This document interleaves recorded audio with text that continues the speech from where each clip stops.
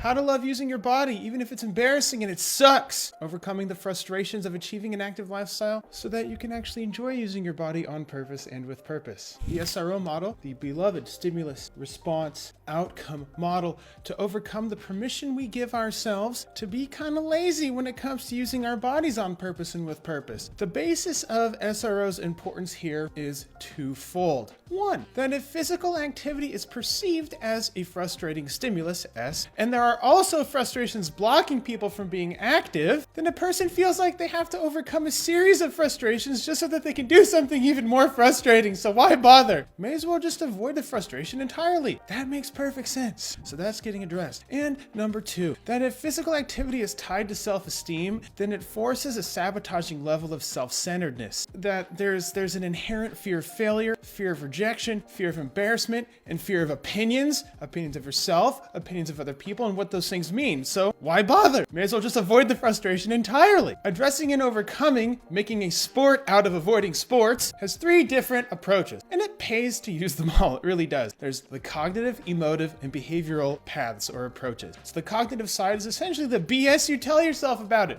the belief systems you harbor, the sabotaging thoughts and impulsive urges that arise from that BS. The emotive side is the ugly emotions and bad sensations you have around it, and the behavioral aspect, the behavioral path, the behavioral approach is essentially what you're doing to delay it, avoid it, or instead of it. So the SRO model, the stimulus response outcome model, specifically focuses on helping people to use their bodies on purpose and with purpose by detecting distorted BS you tell yourself, the belief systems, describing that distorted BS, and then disputing that distorted BS so that you can replace it with some newer, better, more rational BS instead. This is most easily described as all the stuff happening in your old noggin between stimulus and response. That's that cognitive emotive part, the thinking and the feeling and the urging on account of that frustrating stimulus before you respond. Typically a frustrating stimulus, right? These responses lead to outcomes, and these outcomes can be constructive, building tolerance and resilience, or they can be destructive, making things more difficult and often acting as frustrating stimuli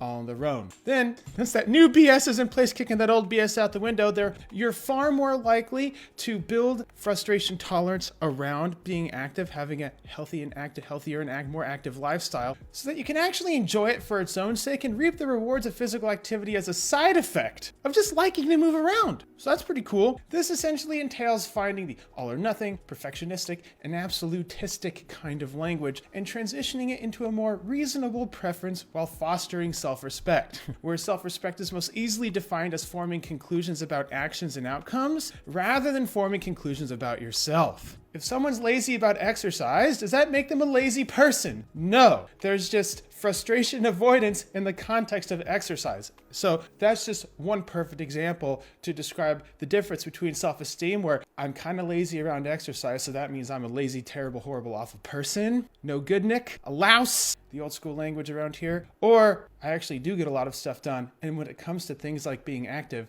I'm actually just kind of weird and lazy about that. And so that allows you to be a little more objective about yourself in the way that you observe your thoughts and behaviors so that you can address those things rationally, respond to them deliberately, okay? Rather than forming conclusions about yourself in your entirety because, well, that's silly, right? Tabitha, having lost over 120 pounds now, kicked diabetes, binge eating, childhood abuse, off all her meds, and now actually loves to use her body when before she absolutely couldn't stand it. She can't stand it. And she hated it. She hated using her body for anything and was ashamed and was embarrassed to do it. And she hated herself even more for it. There's that self-esteem monster talking. Since she hated exercise, hated moving around, hated doing anything, she used it and made it easier for her to give herself permission to start hating herself. Okay, and that's the difference between self-respect and self-esteem. Hopefully that makes sense. Now, in regard to the sport, making sport out of avoiding sports and exercise, Tabitha claimed to be the empress because Tabitha's that spicy. Screw being queen or even princess of anything, she says. She's the empress of making sport out of avoiding sports. She even went as far to quote James Thurber, I think that's how you pronounce his name, a famous cartoonist about 100 years ago who said something like, "Don't worry, if you ever get the urge to exercise, just remain calm and lie down until it goes away."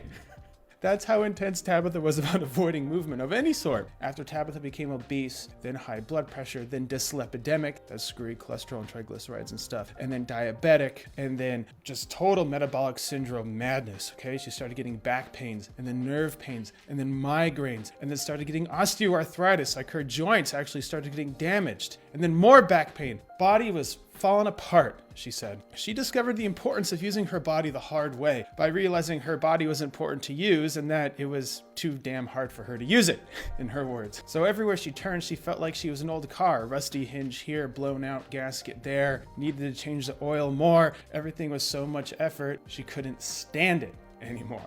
She saw good progress there with TCAN, and obviously, thank goodness for that, it did quite literally make it easier for her to use her body, the thing before the thing, as my friend and mentor Dominic Mateo would say. She lost quite a bit of her body weight, and that actually made it physically easier for her to do things. Her body would hurt in the morning and then get better throughout the day, when it first started, sometimes at least. But if she sat too long, then her back would start hurting. If she was standing too long, then her back would start hurting too. What the hell? Eventually got to a point where she was hurting when she woke up, hurting during the day, and hurting when she went to bed.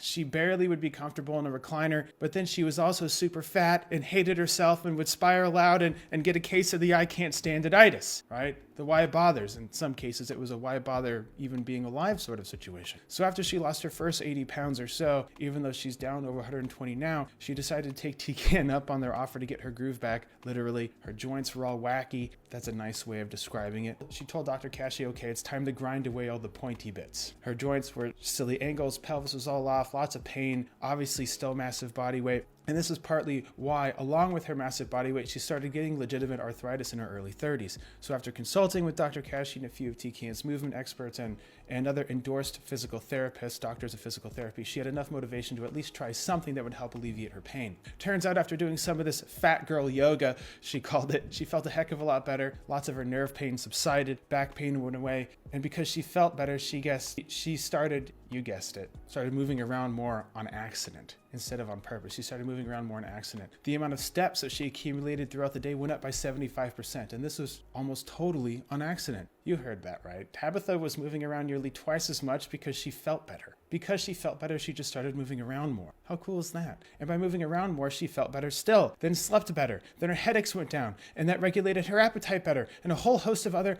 magical psychophysiological phenomena started happening. And she said, don't let this get to your head, Dr. Kashey. I still give two shits about being fit. Remember that like it was yesterday. However, Tabitha did admit that if she ever got the urge to exercise, instead of laying down until the feeling passes, she would decide to think about it harder and walk around the block and think about it until it went away. If you're interested, let Dr. Kashey know by commenting there down below. Thank you so much for learning. Stay rational. Until next time, Dr. Kashey is out. If you're picking up what I'm putting down and want to learn more about cognitive nutrition so you can finally live the life you deserve, then learn about my Kickstart program by clicking the link in the description box below.